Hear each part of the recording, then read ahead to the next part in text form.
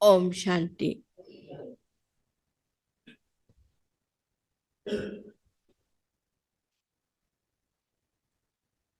आज बाप दादा ने कहा है,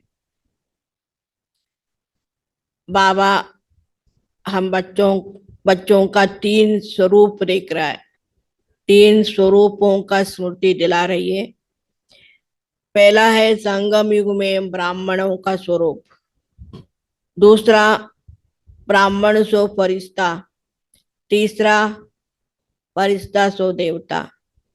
ऐसे तीन रूप में, तीन स्वरूप में बाबा हम बच्चों को देख रहा है। बाबा ने कहा फरिश्ता ब्राह्मण, संगम युग में पक्का पक्का ब्राह्मण बनना है। ब्राह्मण नहीं फिर फरिश्ता बनेंगे। तो इसलिए ब्राह्मण माना क्या है? सर्व शक्तियों से संपन्न। सर्व शक्तियां होंगी तभी विजय पा सकेंगी, तभी माया जीत बन सकते हैं। इसलिए बाबा कहते बच्चे शिव बाबा से सर्व शक्तियों से संपन्न बने हैं, पक्का ब्राह्मण बने हैं। अगर युद्ध करने वाला होगा वो क्षत्रिय बन जाएंगे, पक्का ब्राह्मण नहीं बन सकता।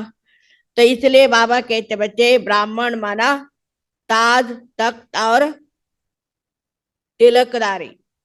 तिलकदारी माना आत्मा का स्मृति।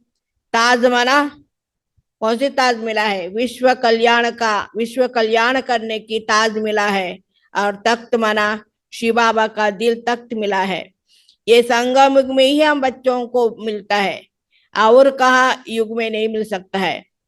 तो फिर बाबा ने कहा बच्चे, तो ब्राह्मण जो पक्के होंगी तो वो फरिश्ता बन सकेंगी। क्षत्रिय सो फरिश्ता नहीं कहने में आता, ब्राह्मण सो फरिश्ता, फरिश्ता सो देवता। इसलिए हम पक्के पक्के ब्राह्मण बनना है। दूसरा बाबा ने कहा जो फरिश्ता, फरिश्ता माना डबल लाइट बनेंगी, कोई भी प्रकार की बोझ नहीं होगा। तो माया जबरदस्ती क्या करेंगी, मजबूर से तो बोझों का टोकरी सिर पे रखने की कोशिश करते हैं। लेकिन बाबा कहते बच्चे हम सभी आत्मा फरिश्ता माना डबल लाइट, कोई भी प्रकार की बोझ नहीं है, तो हल्का है।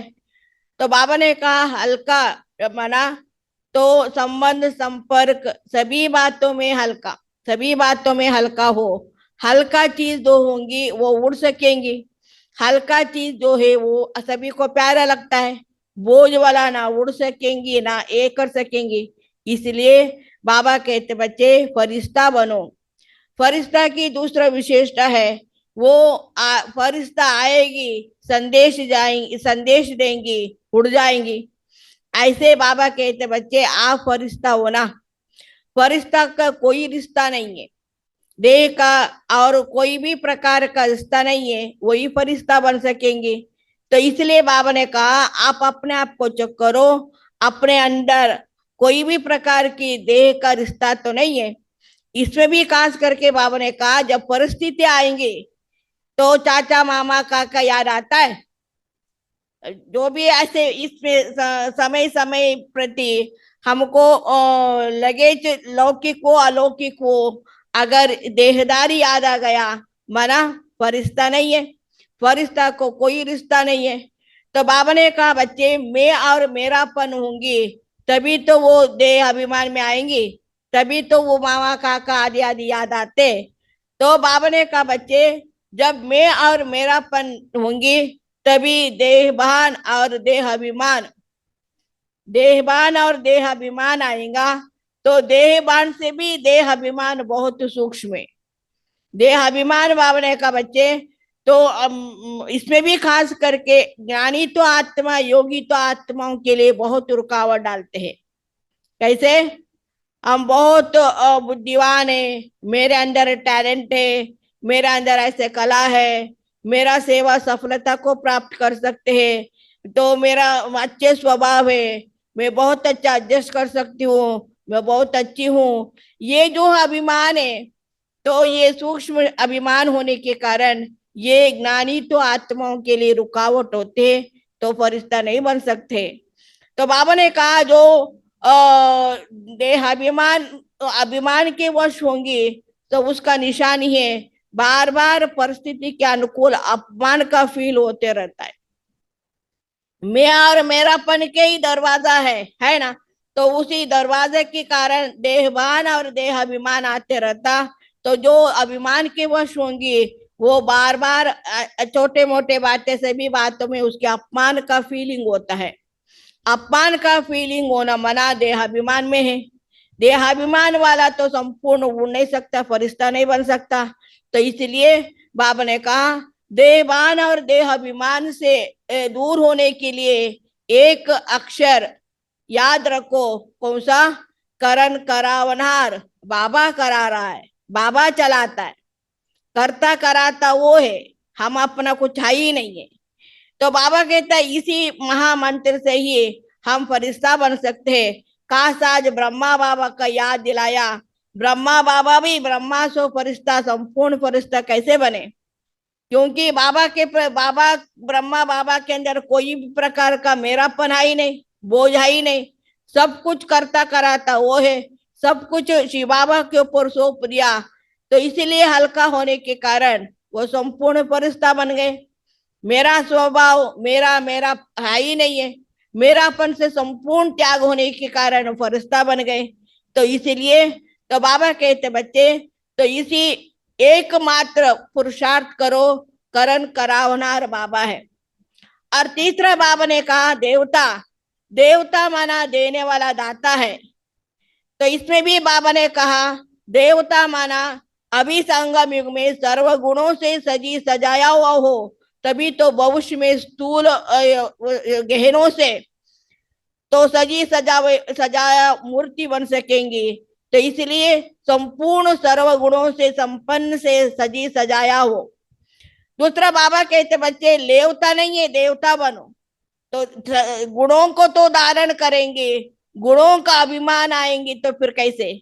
इसलिए बाबा कहता दाता है, देने वाला दाता है। शिव बाबा ने मुझे दिया है तभी तो इतने अच्छे बने हैं।